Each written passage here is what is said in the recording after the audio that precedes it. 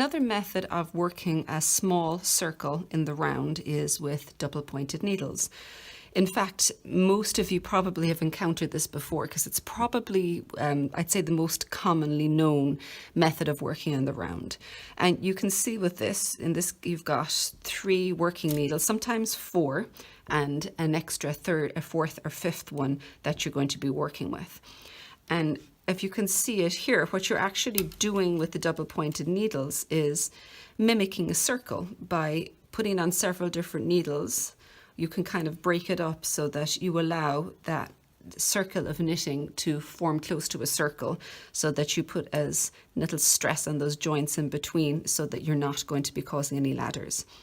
So what you're actually doing with this one is you're going to knit all of those stitches onto this, then this needle becomes free and you're going to knit these ones with this, and so on, and just working around, freeing up one needle each time. So you just slide your stitches down here and you begin working the stitches down along this side.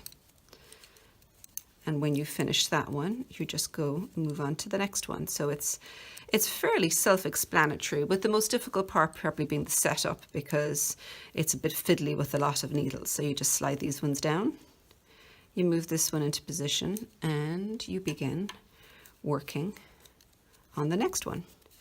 Now, as you can probably imagine, probably the trickiest part about this style of working in the round is that you've got so many points and things working at one time. So there's just a lot more moving parts.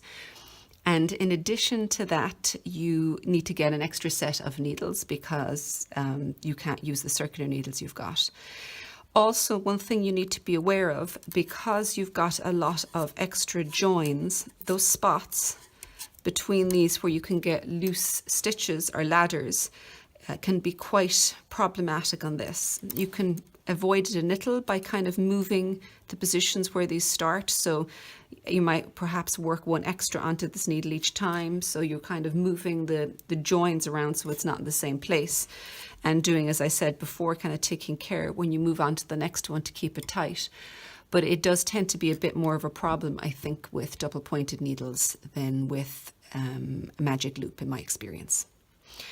Another thing to kind of bear in mind with the different types of working in circles is that your style of knitting will also have a lot to say on it, really, I suppose, because different styles of knitting will suit different ways of working in the round. So you might want to experiment with different ones rather than taking my word for it or another knitter's word for it. Just try them out.